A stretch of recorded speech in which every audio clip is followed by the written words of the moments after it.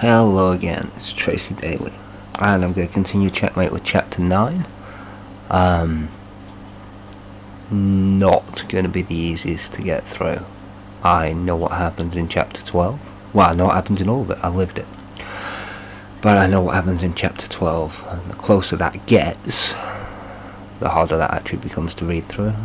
Sometimes I find myself speeding up and you'll find my voice goes like this, where I'm just trying to read through it quickly and it doesn't hold enough emotion because then it's all over whether I don't have to relive it again and again. The problem with that is obviously it's not a great experience for the listener. It makes it easier for me, but still. So, I'm going to try and do chapters 9, 10 and 11, we'll see where we get to. But you'll definitely get chapter 9. We'll go from there. You'll just have to forgive me if I sound like hell today. Checkmate chapter 9. It was Lisa. Everyone called her Mo, but I don't know why. She was my great aunt, my nan's sister, and Leslie's wife. And if she was here, that meant he didn't live far away. Plan B suddenly jumped up and took its place in my head once again.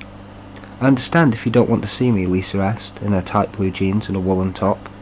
Too soon, he's not ready, Betty said. And then it hit me. 10 years of memories. She was Leslie's wife. She'd had a go at me after Nan's death. Leslie had hurt Caroline. Lisa was my nan's sister. Brew? She asked. Too soon, Betty said again, wobbling side to side in her chair, as though trying to get up, but without putting any actual effort into it. No, it's okay. I waved her off. Sure, I said to Lisa, purely out of bloody mindedness. I wasn't letting anyone tell me how much I could or couldn't handle. I knew from experience there were some things that if I had the chance to do once, then I should have. That chance may never present itself again. Like going to Alan's funeral. I don't remember going because the social workers deemed it better for me to miss it. A social worker decided I shouldn't go to my grandfather's funeral, a man I loved and respected. I totally understand their reasoning, but it was not my choice. He's been through a lot. We don't want the family to upset him. But let's be fair, I'd seen enough to know whether I wanted to go to my grandfather's funeral or not, and I wanted to pay my respects. I owed him at least that much. So next time someone's in a position where they have to make a decision for a child, ask the child what they want first. They might surprise you. So I knew I might hate what I might experience, but I also knew more. I'd hate it more if I didn't go through with it. It turned out Lisa lived just next door to Betty. I was immediately on guard as soon as I walked through the door. I've been here before. Everything's the same, I thought. I was getting that a lot. And each time it was like unlocking another piece of me, but like somehow coming home. But that home was hard and spiky and hurt. It was good because it fit, but bad because it was hurting. The weight of emotions didn't just wash over me, but literally through me. He's not here, Lisa said, misreading my cautiousness. I don't want to see him, ever, I said. That's fine, I understand. It was a hard time. We loved Caroline very much. If it helps, I don't think he did it. If it did, I'd have left him, she told me. I was in the kitchen looking around, small table to my right, fridge directly in front as I walked in, just like Mum's place all those years ago, and now just down the road. My brain thumped with pressure as I spotted a block of kitchen knives on the side. They were wooden with black handles. I touched the wood, and then the handles. There was more memories here. Had Mum had these? Is this what he killed her with? No, it was further back than that. It was more distant. Nan's, I said, as it hit me. Yeah, you have a good memory. Pat got them as a gift from Alan, she said. I turned around looking for more traces of my past. The kitchen door was half open and something caught my eye. I pushed it back. There was a poster of Mickey Mouse flipping the bird with a poem beneath it. I traced it with my finger. Also Nan's. I didn't remember at all. I was tuning into my Nan, but I had no idea what I was doing at the time. I just knew the atmosphere had changed and I could feel her again in the picture. The image contained a part of Nan. Everything she touched contained a part of her. Clive bought it for her birthday one year, Lisa told me as she sat at the table. She went on to tell me a lot about Nan and my family. I liked Lisa, but not Leslie. It was obvious from how she spoke about him that she was scared of him. I can actually remember exactly what the poem was. Away from the book, I don't know why I didn't write it. Underneath the poem of Mickey Mouse giving the finger, it was, As things go wrong as they usually will, and your daily road seems all uphill, when machines are down and tempers are high, you want to smile but can only cry. When you really feel you'd like to quit, don't run to me, I don't give a shit. That was the poem. I can see it in my head. Anyway, back to the book. They had no television. Lisa told me she'd gone back to using her tarot cards. Did I want to see them? No, I said, not wanting to let her in my head. I didn't believe her to be like Mark and Anne's mum, and if she was, I definitely didn't want her poking around inside my mind. I told her before I left, thanks for telling me about my family. I'll bring you a black and white television I don't use anymore. If I come back, it's not because I accept Leslie, not for the people, but because in ways Pat, Alan and Mum, they're still here in a way. Okay? We'd love that, she said, sounding genuine. No. You're okay, you seem honest. I don't see Leslie, period, I replied, stood on her front doorstep. I understand, she said. I knew something they didn't too. Jonathan and Jodie were also in Macclesfield. I couldn't be a part of their lives because of social services, but perhaps I'd see them. It hurt more than anything, but I just wanted to see them smile, play happily. I pushed it away as it was too painful, and I cycled back to George's. I was playing Happy Families at Stephanie and George's when I spotted a magazine on the side as I made lunch.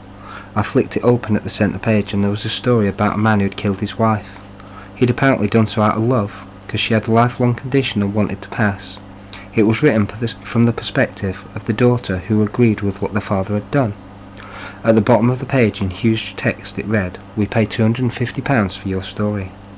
I knew Courtney was strapped for cash, just looking at the property. It had the essentials, but the kids wore the same clothes, and there was only one set of bedclothes for the children's rooms. And then it hit me. What if I sold Wenzel out? What if I got him back without killing him? That was the smart way, and there was nothing social services could do about it. I downed the sandwich in the garden whilst I read the fine print.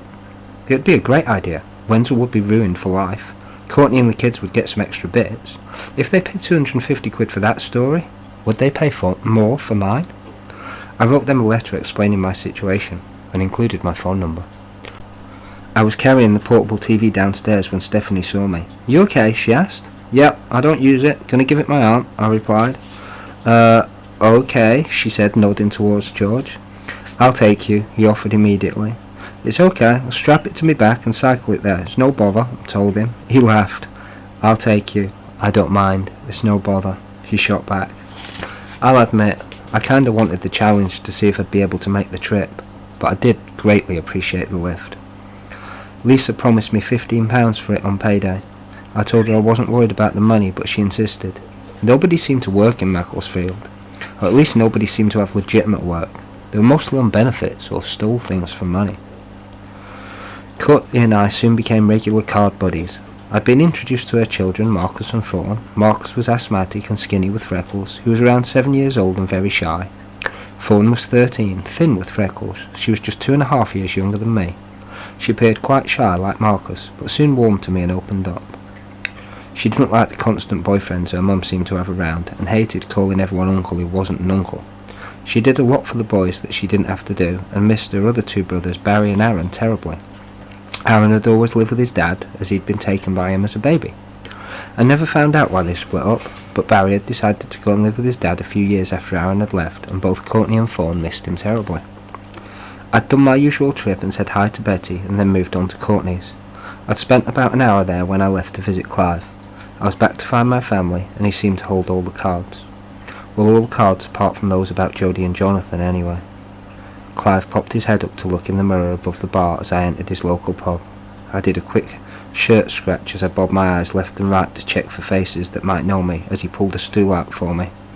"Alright lad," he said, plonking a pint in front of me, despite knowing I rarely drink. "You know Coke is fine," I said, tapping the glass with my fingernail. "Yeah, he wasn't a big drinker either," he replied, referring to my father. I downed half a pint, which made me feel like I'd swallowed a whale. "Been here long?" I asked. "Next you'll be asking if I come here often." "What are you, my wife?" he said, downing his pint and standing up. I didn't reply. "Come on, you can come to work with me," he said, pointing to my half-empty glass. He added, "You done with that?" We were in the garage, which looked just like a huge empty warehouse from the outside, with no sign of anything on it. However, on the inside it was a totally different world. There was a large bench on the right spanning half of the wall, 2 feet wide. To my left were various pieces of metal all stood on end, one on top of the other, and at the back were hundreds of tools and pieces of wood. There were 2 cars already in the garage, and 3 more outside. There was also a back office containing a chair, a computer, a filing cabinet and a sink. I made us both a smoke whilst Clive painted black stuff over the edges of some metal and laid them in a line against the desk. He laid down a big board with wheels on and told me to lay on it. Then he showed me how to paint this black stuff over the metal beneath the cars. Make sure you go over it a couple of times. Anything that's shiny needs a good dose of it, he told me. I got to work whilst he tinkered with the other car. After about an hour of me painting underneath these cars, we took a break. I was playing games on the computer with my back to the door as Clive came in. I automatically stood up. "What's up?" he asked me, standing straight up. "I don't like people standing behind me," I said. He took a seat by the PC and I stood behind him. He didn't seem to care that I was there. Could I do it? One swing with something heavy, and once more just to make sure I could. I shook my head and gave myself a telling off. He'd destroy you. He's your uncle, don't be a dick. You don't know him enough. "Clive, you've done time. What's it like?" I asked from behind him. He turned around to face me. I stepped back and pulled up a crate to sit on it. He explained about prison life, and I felt kind of sorry for him. He told me I could ask him anything, he'd give me a straight answer, but that I might not like the answer. "Why did you attack Wenzel?" I asked. "Just gave him a slap," he lied. I saw it all. I was on the stairs. I said, taking a long drag on my roll-up. "Oh, you shouldn't have been, lad," he replied, sounding somewhat heavier than before. "Look, your dad accused Leslie through the police, right? He shouldn't have done. He should have come to me, but I let it go because he's with my sister, right?" I nodded. "Well, then Alan dies. And I know Wenzel was supposed to be making sure he took his pills, right? But he didn't, did he? I just lost my mum. But no, I let it go, right?" I nodded again. "Then Phil tells me Wenzel's cheating on Bernie. Well, I couldn't let that go, could I? So I have a word with him. He insists he isn't. Then he asked my advice about Leslie," he added. "What did he say?" I asked. "Well, he says, how would I get out of it if I was Leslie? But it's all like he's asking to counteract Leslie, but not like it's actually Leslie that did it, you know," he said. "So, Wenzel abused Caroline, and then he had her blame Leslie to cover it up?" I asked. "I don't know, do I? But I know I don't trust him," he said. "Then he tells me he's moving out of Mac to get away from Leslie," Clive said, shaking his head. "So you beat him up?" I added, completing the story. "Well, I gave him a slap, yeah, but then he tells everyone I broke his back. So now I'm pissed off and he's done a runner. He informs me... Sorry. I broke his back, so now he's pissed off and done a runner, he informs me. "You found us in Rochdale because Courtney and I did an exchange," I commented, filling in the blanks. "I never went to Rochdale, lad. Not once. I knew Bernie would call if she needed me. Betty said she called once, but next day he'd killed her. Can't believe a thing Betty says, mate," he told me. "I know Wenzel thought you wanted him dead," I said. "No, lad. If I wanted him dead, he'd be dead. There was no hit on him. When he killed Bernie, there was. He was in MacNick for a few days. I went and smashed the Nick up, hoping they'd put me in with him, but they didn't. Then, well," he said, looking sad, leaning lower down on his arms. "You had someone throw a brick through his mum's window. Phil told me you'd had it arranged, but Phil's all mouth." "Must have been you that arranged it?" I asked. I chose my words carefully, and I phrased it to sound as though Clive had muscle and Phil had none, which was both true, but it had to be phrased properly. I never knew when anyone from Macclesfield would take something personally and explode. As much as I respected Clive's honesty, I knew he could be explosive. I was on dangerous ground and I knew it. "No, lad, I didn't arrange it. I did it," he said, pulling 2 cans from somewhere behind him and tossing me one. I was shocked at his honesty, and my words came out without a thought. "Do you know the outcome of that?" I asked him. "Yeah. Killed his mother. Heart attack. I didn't mean to. I was just so angry. She was my sister, your mum. It was my job to protect her."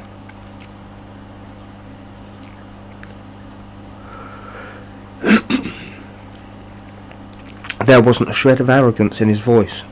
He'd said killed his mother as though he was reciting a time when he was given a rucksack full of bricks to carry for the rest of his life. I know how you feel. My turn to be honest. I tripped Alan up. I expected him to explode. I expected him to judge me or ridicule me or something. He just looked at me as I told him everything about that night. That's a big weight to carry, lad, he said. You're the first person I've told I'll deny it if he gets out, I said. Our eyes met and we clinked hands. Welcome back. You're not like him, you know. You look like him, you ugly fucker. So much it's creepy. Nearly dropped you that first day. But you're not him, he said. Thanks, I think, I replied. We spent a good few minutes in silence with our own personal demons. Clive, I said. He looked up. If you knew where he was, could it be done? I asked him. Wenzel, he asked. Yeah, I replied. Think long and hard, lad. As bitter as he makes me, he's your dad. I know you're angry, but trust me, you don't want my burdens, he said. But could it be done? I asked. Yes, lad, it could, he said. I took the keys from my pocket. He goes by the name Gilby these days. I put the keys in his hand, and he held my hand with them in his giant paw. He was gentle and firm. I gave him the address. I told him about Rachel. I told him I wouldn't give him her address because of the kids. You sure about this? He asked, meeting my eyes. Needs to be done, I said. He released my hand and left.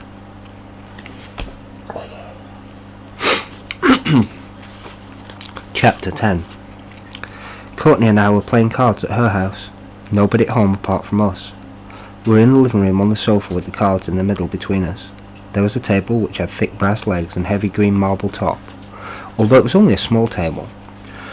Courtney had done some talk show on the TV, and they were talking about a woman with agoraphobia. I tried to tune it out for several minutes, but I could hear them basically blame this woman for her agoraphobia, and it was starting to grate on me. My legs started to shake at first. No, I told myself, feeling the adrenaline begin to kick in. The guy was getting louder in my head, although it was normal volume on TV. I could hear him shouting at her, as though he was Wenzel shouting at Mum. I turned to Courtney. What the fuck does this prick know? I said. But she does not been paying attention to the TV. Are you okay? She asked me, having no clue what was going on with me. I felt alone and angry. Nobody understood me. Nobody would understand that woman on the programme, just as nobody understood my mother. Nobody listened when she cried. Nobody came when she needed help. My hands started trembling. Trace, you're scaring me, Courtney said, touching my arm as my body started to tremble. Get out, now, I said flatly, despite my body shaking violently. I'm not going anywhere. What's the matter? She tried again, patting my arm. Get out, I said, scrunching my eyes up, trying not to explode, and not knowing how to subdue it. I was watching Wenzel beat Bernie in my head, as the guy on TV shouted at the agoraphobic woman. You're selfish, you don't go out with your own children, he said. Calm down, Courtney soothed, but it was too late. The table was weightless as it rose quickly above my head. The round glass ashtray, cards and cigarette butts went everywhere. The table hit the wall above the fireplace. Bastard, I'll kill you, I screamed. Courtney was stood in the corner, terrified. I paced for a while, screaming and trying to calm down, my breathing at the same time. I lifted a hand to speak, knowing my stutter would be going crazy again as I did. Courtney flinched. I'd not hit you, I told her. I know my ex hit me a lot. I'm sorry, she said, confiding in me. We had a chat about Mum and Courtney's ex. I'm 15. People my age don't get me. They're boring. I'm older inside. They haven't seen half of what I have, I said, trying to explain. I know. I was raped when I was 12, she told me, going into detail about a mill she was playing in and a man who'd abused her. I felt we had a connection, a secret, but it still took me nearly an hour to calm down. Over the next few days I didn't bother with seeing Clive. It hurt when I looked at him as though it brought the past back. I didn't bother with Betty much, as I knew she lied, but I also knew I'd beat her at it in an eye blink. I popped in to keep her sweet, so if I did move to Mark I'd have somewhere to stay. But I wasn't for a minute spending more time there than I had to. I was busy thinking about Courtney. How had she survived what she'd been through? She'd gone on to have a family and 4 children. I wanted that. I wanted a good life and a family. Okay, she didn't have much money, but they had each other. It seemed normal and without violence. Maybe she'd be able to tell me more about my mum. Wenzel. Perhaps I'd be able to help her get Barry and Aaron back from her father. Maybe she'd appreciate me.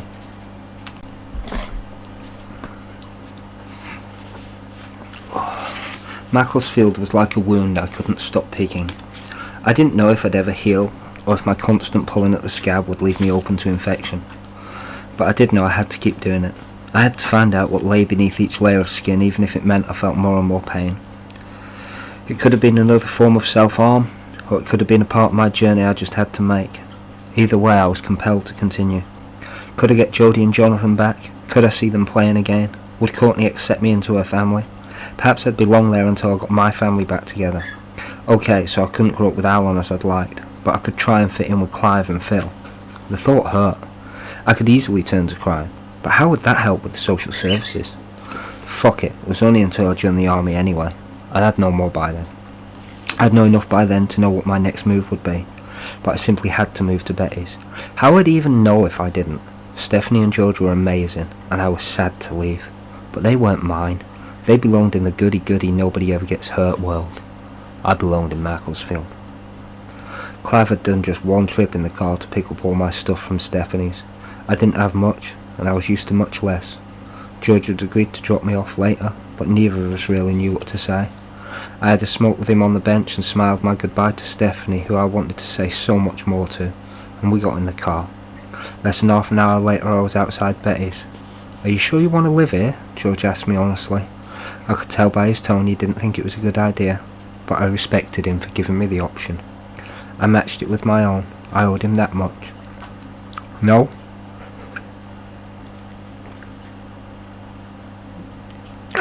No, but I have to. It's my family, I told him, and I shook his hand. Betty was okay to live with at first. I came and went as I liked, but she soon wanted money. I wasn't used to the way of life, and didn't have my own room, so I slept on the sofa a fair bit. I say slept, but every time the door went, I jumped out of habit. It was a lot different living in Macclesfield to visiting Macclesfield. Living there was something like going backwards in time, back to when the door went and Wenzel took a beating. Everyone seemed to feel very jumpy all the time, and it bore me down. I hadn't given social services a second thought until Patrick was on my doorstep. "Let's talk in the car," he said, looking at me and totally ignoring Betty. "What's up?" I asked, getting in, waiting for him to tell me someone else had died. He wasn't happy I'd gone to Macclesfield without telling him, less happy that I'd left care. He wasn't happy I'd not informed him of my choice before I left, and he was plain pissed off when I told him to find a way to make it work. We went round in circles for about half an hour before I showed him Phil's room and told him it was mine.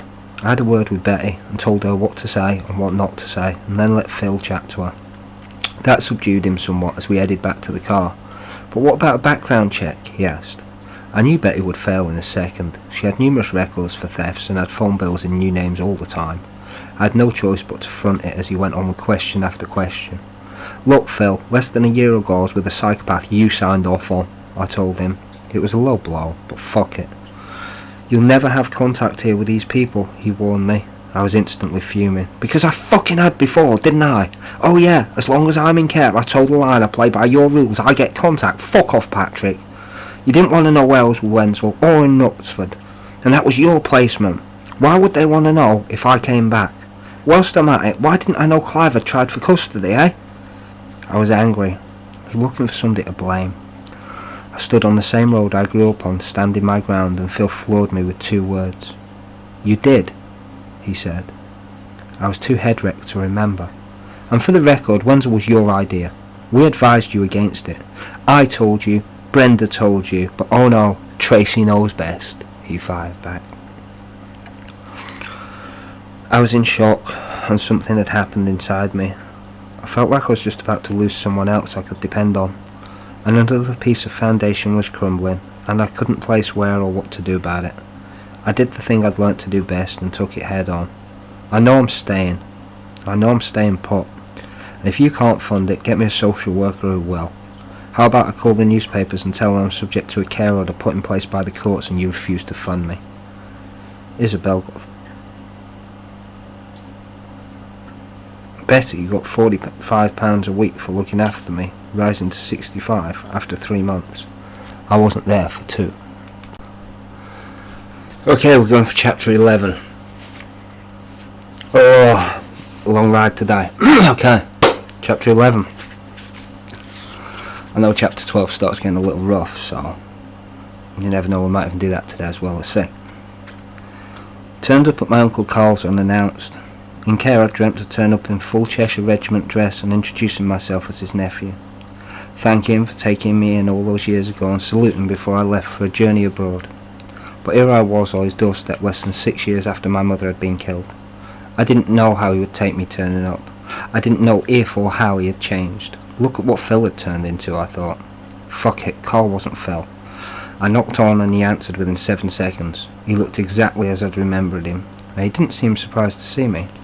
"Tracie, Wenzel's lad," I said in way of greeting. "Yes?" he asked. "Just came to see you," I shrugged. "If that's all right," I added. He nodded. I went in to find the house exactly as I'd left it before I went into care. I half expected his mum to walk out of the kitchen at any moment. The garden was still beautiful, with saltstone either side of the path. Nothing inside had been moved.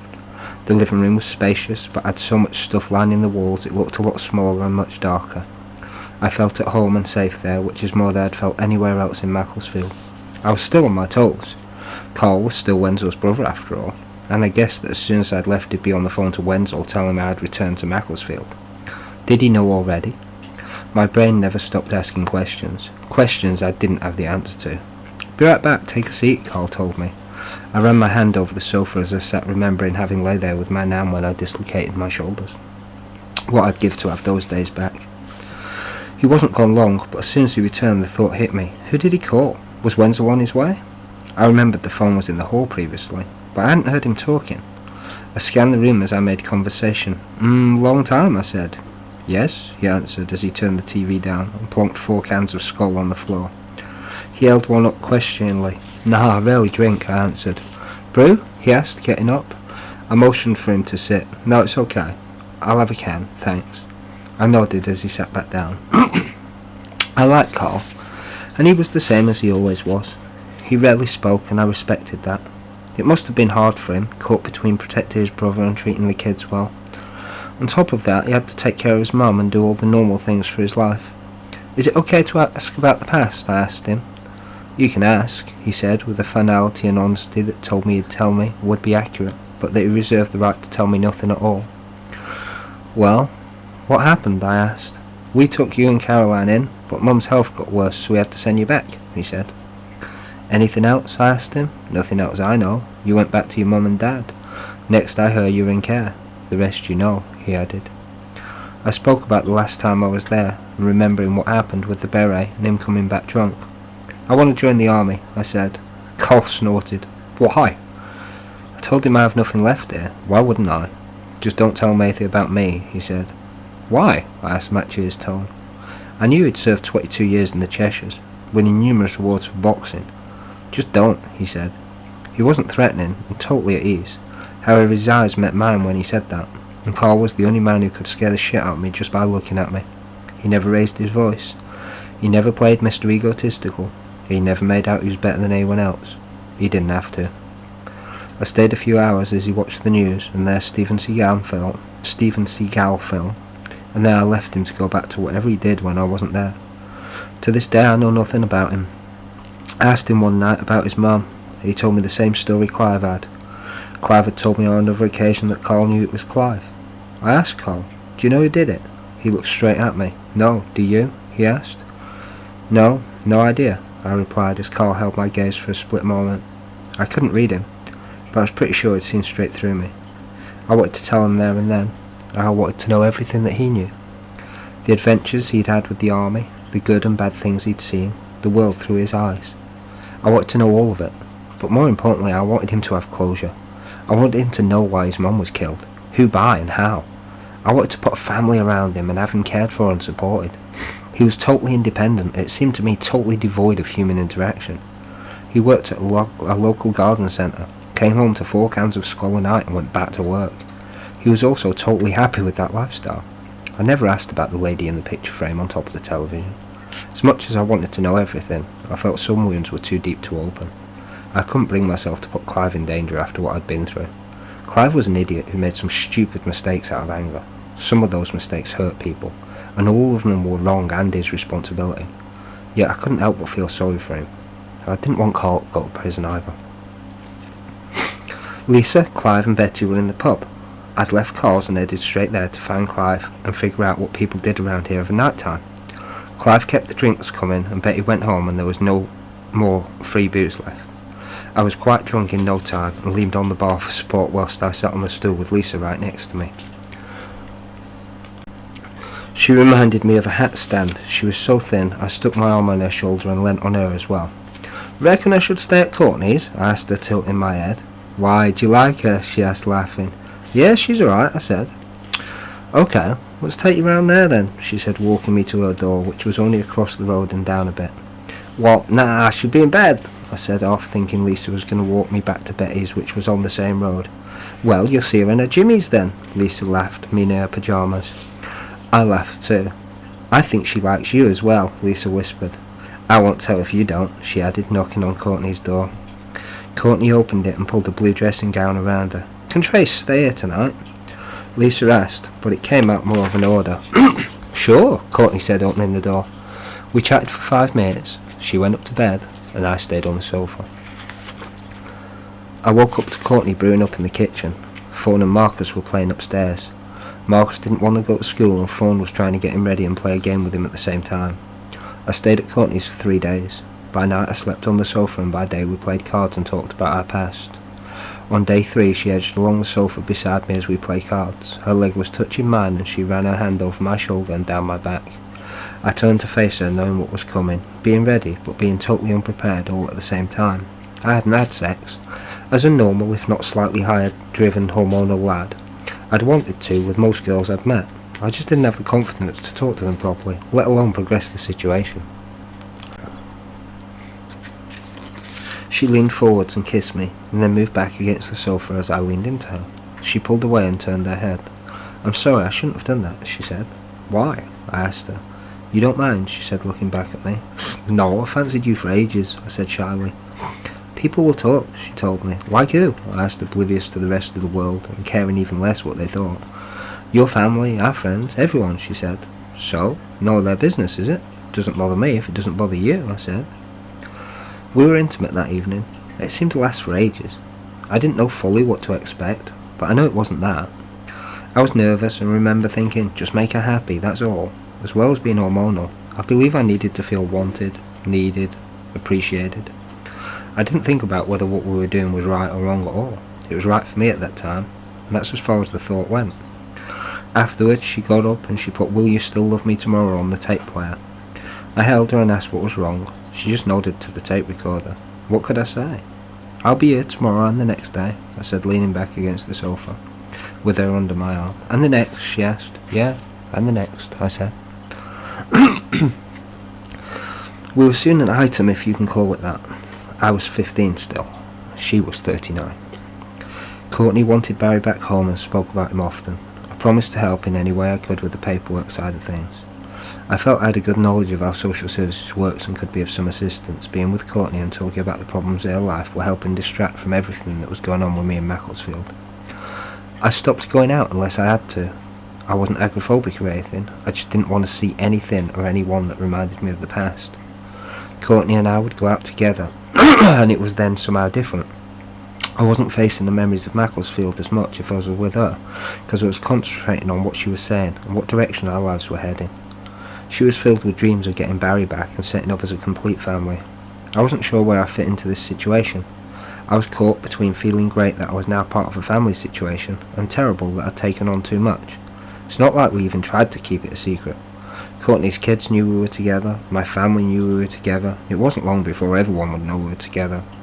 I was confused in ways but totally self-assured in others. Okay, so I was totally misguided. A lot of my choices were off the wall as far as normality goes. However, I was doing what I wanted, or at least what I thought was right for others. Fawn was the same age as my sister, and yet I was in effect her father figure. I had more in common with Fawn than I did with Courtney, and yet at the same time I wanted to provide, to be a part of a family, and I wanted to belong. Courtney was asking me if I knew what love was. It was about a week after I'd moved in. I told her I didn't know. From what I'd read, neither did anyone else. I trusted her enough to be close to me. If that was love, then I must love her. She seemed to understand, but I went on anyway, feeling guilty.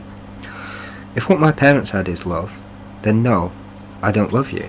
Clive and his wife? No, I don't love you, but I care about you. I won't hit you. What is love? I was trying to explain as much about it as I was figure it out myself. Patrick was adamant he was to know nothing of the relationship between Courtney and myself if Courtney was to become a foster placement. I knew Courtney would have a better chance as she wasn't family and she had kids. She was accepted as a placement and I was officially with her as my guardian. Betty wasn't happy because she'd lost the income, and Clive's wife wasn't happy because of the age difference. Clive didn't give a shit. He was fine with it as long as I was doing what I wanted to do. And I was. We decided to try and patch things up with Betty, so we went round to play some cards and she soon calmed down. Phil was there and he kept flirting with Courtney, who was having none of it. Betty found it funny and asked us to watch a film with her. We agreed and sat on the sofa as they put a blue movie on. I started flicking through Betty's CD collection to see if she'd stolen any of Courtney's. "That's you and Trace," she said, laughing, rocking back and forwards on the sofa with her hands cupped beneath her. "Phil stayed last night. It was good," she said, cackling. I didn't know what she expected from us, or why she was acting out. I was half thinking she was trying to embarrass us, and half thinking she was just crazy anyway and probably acted like this all the time. When she saw me as a child, she didn't know. But now, let me go over that. When she saw me as a child, she didn't, but now she'd known I'd slept with Courtney. Perhaps she saw that as permission to show her sexual side in front of me. Either way, I didn't like it. She was my aunt, and I thought it was sick in the head. Courtney didn't seem to mind, but didn't join in either. Patrick was right, I thought. Courtney and I made a sharp exit. We went to see Lisa. Lisa had taken in 2 lodgers, Timmy and Mickey. Timmy had a blonde fanny parting and was a Scouser with a really thick accent. I should probably explain the slang here, because I've got so many American friends, Canadian friends, people from that. Timmy had a blonde fanny parting. Okay, Timmy had a blonde centre parting and was a Scouser. He was from Liverpool. Okay, so Timmy had the centre parting that was blonde and he was from Liverpool. And he had a really thick accent. It took me a while to get used to how he spoke. He was also a huge Tina Turner fan.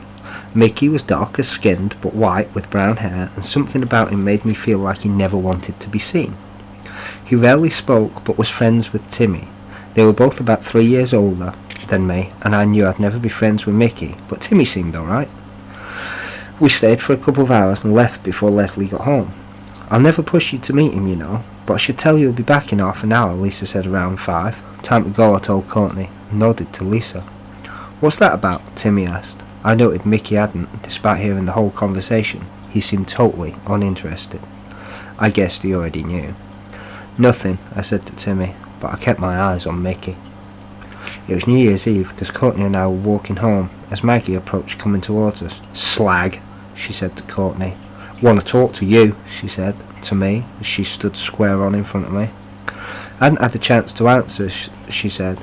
"Just because Clive gets it doesn't mean I've got to like it. Your nan'd be ashamed that you're with her. Now, I've said my piece, you'll do what you want to do. But if it was up to me, I'd kick the shit out of her. But it's not."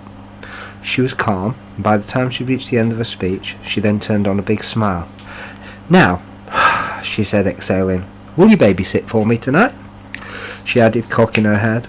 I kind of admired her. She was trying to protect me, and she was totally honest about everything, which was pretty rare with how I grew up.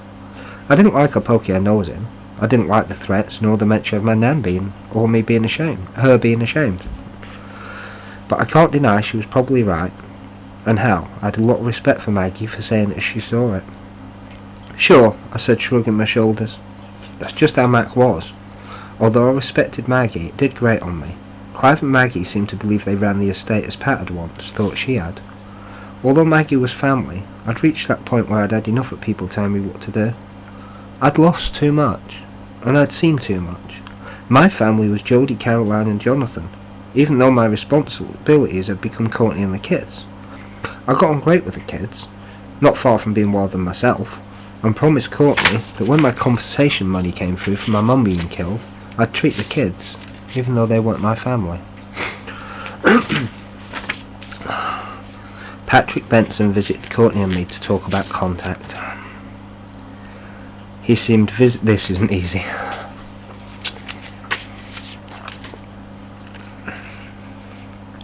Patrick Benson visited Courtney and me to talk about contact. He seemed visibly uncomfortable in his brown shoes, jeans and suede jacket.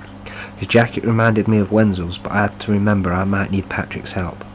I had made a real effort to be nice. After all, he turned a blind eye to the situation with Courtney and me. I knew the drill by now. What have you guys been up to, he asked, wanting something to put down on his review form. I smiled and Patrick put his head down, sharing the joke, but not wanting to be a part of it. I don't think I made him feel any more comfortable. We went to the local museum where the kids and I had a great time. We learnt a lot about animals and the kids seemed to be accepting me just fine. I really enjoyed it and I'm looking forward to going again, I said. Patrick looked at Courtney and I nodded. That's right, it's exactly as Trace said. We really liked it, she answered. We'd been nowhere near a museum, but we needed crap to add to the form. How have you found meal times, Trace? Have you lost weight? Courtney turned red. I serve myself, although Courtney is always on hand to cut whatever we have in if I need it, I replied. Patrick turned to me. Courtney does all my washing and ironing. The house is as you see. It's perfectly clean and tidy for a home with 2 children in, as well as me. I've got my own room, as the kids are still sharing a room. Would you like to see it? I hadn't even taken Fawn's duvet cover off the bed, and it was bright pink. I knew Patrick would say no, and he knew I'd be prepared with another bullshit answer if he said yes. It was like one big game of chess. As much as I hated it, I'd come to understand it was part of my life. Patrick was being too nice for someone who didn't approve of Courtney, and something was wrong. I couldn't place it. Well, I've got good news. Even you'll appreciate this, Trace. I let it go that he'd said even. I just smiled and waited for him to continue. We've arranged contact for Macclesfield Bowling Alley. I asked straight away if it was supervised without thinking. Yes, Brenda and one of the adoptive parents will be there. The word parents vibrated around in my head for a few seconds. Parents, my arse, I thought. I was so excited, but I was immediately terrified as well. I knew Clive, Phil and Leslie frequented the bar in Macclesfield Bowling Alley, and if they turned up at the same time it could be disastrous for the kids, and for me. What if social services thought I told everyone where the kids were? It could really harm Caroline and confuse Jodie and Jonathan. What if I was followed because I made a shitty excuse and they found them at contact? I was fucked either way. I wanted contact so much, I couldn't turn it down. But at the same time I couldn't put the kids in any form of contact with the Mac lot. It can't happen, I told him. What? I thought you wanted contact, he said, concerned. I do. Listen, this isn't about this bullshit tiff we've got going on. It isn't about whether you think I'm okay with Courtney or not. I said, at which point he cut me off. I don't know anything about you and Courtney, other than that I cut him off. Yeah, alright, I get it. Just listen. He sat back. Leslie, Clive and Phil go to the bar there. A lot. What if they turn up? It would terrify Caroline and the carers would blame me, and I don't want them there. I don't want the Mac lot around Jodie, Caroline and Jonathan. Can't we move it somewhere else? Somewhere safer? I asked. The adoptive parents of Brenda have agreed it's in Macclesfield Bowling Alley because it's closer for you and they both drive. They've used it before and it's been fine, so why is now so different, he asked me. Although I understood he was genuine and I was flapping big time. Because last time I wasn't living in fucking Macclesfield, was I? As soon as I got out that door I've got 20 questions about why you were here. And these people won't take your bullshit. I'll make something up, but trust me, they will know I'm lying and keep a close eye on me. Patrick nodded. Are you saying you want out of here? He said. No, I want to see the kids. I want contact, I really do. I just can't have it at Macclesfield Bowling Alley. It's not safe, Patrick. Please, I said. Last time I was here, you didn't want to do anything but move in with Betty without telling us. Then you move in with Courtney. You've had 3 confirmed placements inside 1 year, Trace. I turn up with contact and you throw it back at me. I think you just want to disagree with everything I say, don't you? He told me flatly. I sat shaking my head and trying to find the right words. Brenda and the adoptive carers have the best interest of the children at mind. The amount of fucking times I've heard this line. Brenda and the adoptive carers have the best interest of the children at mind. They wouldn't let anything happen to the kids. You need to stop blaming people for what's going on around you, he said. I presumed he meant Wenzel killing my mother. This isn't about fucking blame. I just said that. Listen to me, I said, standing up. No, Trace, I'm going now, he said, standing up and walking to the door. I caught up with him before he got to the car. I've tried, Patrick. I'm serious. I explained about honestly, but I've got no choice here. If you can't change the contact placement, I won't go, and you can get me another social worker. I will flat out refuse to work with you. I told him with as much calm, flat honesty as I could muster. My insides were doing somersaults, and I hated it. Memorial Road was spinning round in my head as I saw Patrick looking down at me. Have it your way, he said, as we got in the car. I'm going to rattle on before we start chapter 12. I am going to do chapter 12 today in part because I'm now pissed off. That social worker was actually a really cool guy, so let me start with that. Looking back over the history as an adult, that social worker was actually a really cool guy and was looking out for my best interests. I was living in an absolute shithole with people who were horrible. That said, as a parent now, and as somebody who, if I required assistance, which we don't, thankfully, we're extraordinarily lucky, everything is calm, relaxed, and nice and easy. Well, nice house, financially stable, and all the rest of it. But if it ever got to the point where I needed assistance of a social worker, I wouldn't want the type of social worker who would turn a blind eye to a 15-year-old fucking a 39-year-old. So he should take some responsibility for that. But that's not what this book is about. That's not what these books are about. He did what he thought was right at the time, and you know, I was a horrible, horrible child going through a lot. And I was extraordinarily stubborn. So I can't knock him, but in part because of the events that go on in chapter 11 just now and chapter 12 upcoming, I end up having a breakdown, one of 3, and this was probably the worst one, and it was horrible. It was absolutely horrible, and I remember it very, very vividly. So yeah, I didn't get to go to that contact, and that was really, really hard. Really hard. And you'll find out why in chapter 12. If you are in a situation similar to I was during any of these books, I hope that you are strong enough and determined enough to make your own mind up in a given situation like I was. I also hope you are wise enough and smart enough to analyse the whole book, apply it to your situation, and take the most positive and safest outcome and run with it. Because you know what? This social worker was right. I had a foster carer, fine, I didn't like her, but she had my best interests at heart. She genuinely did. Telling me that my father was a killer, he was a psychopath, not to go back to him, and I went back to him. I had them telling me not to go back to Macclesfield where there was criminals, violent family members, and I went back to them. And I shouldn't have done. And my situation was absolutely ridiculous. And I had social workers telling me, don't go back to Macclesfield. I had them telling me it was a stupid idea, and as you could hear through the book, they said to me several times, you tell me you don't want to be here, or you tell me you want to leave, we'll find you somewhere else. And every time I threw it back at them because I wanted to stand on my own 2 feet. Because I didn't trust anybody, because of the way that I'd been hurt previously. Because I'd lived in a home where 1 minute somebody would come over and go, oh, you okay? How have you been? Are you alright? And the next minute they'd be hitting me with a fucking belt. At times, when they'd come over and be like, oh, massage my foot, and you'd be like, oh, okay, it's kind of affectionate. You know, I'd massage their foot as a child, massaging their foot. And then you'd stop and the attitude would change. What the fuck are you stopping for? Who the fuck do you think you are? Get in the corner. And you would stand there until you fought. As discussed in Tracie's story. That happened where I was 7, 8, 9. Many times. You know, I have never and would never lay hand on my children. It's a disgusting mindset. So why then would I have put myself back in a position where I knew there was violent criminals, or back in a position where my father was, he'd killed somebody, he could potentially do so again? Because it's all I knew, and I didn't know how to break the chain. I didn't know it was possible to break the chain, and I needed to find a place I belonged.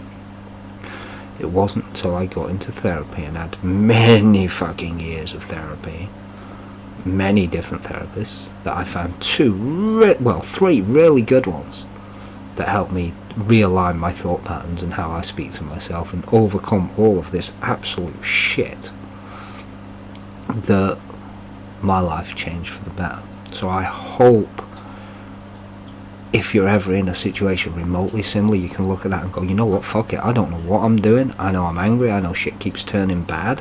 When the whole world thinks you're crazy, you got to fucking look at yourself and go, you know what, something's not quite right. Get your ass in therapy. Don't start drinking, don't start drugs, don't start fucking around with idiots. Get your ass into therapy. That's the thing that's going to help you. And if you don't get the answers you want from one person, whether that's a social worker, a therapist, a doctor, go to another one until you do get the answers you need. I'm going to do chapter 12 today just because I'm a stubborn arsehole. But it's not going to be easy. My name's Tracie Daily. Take care of yourselves and each other.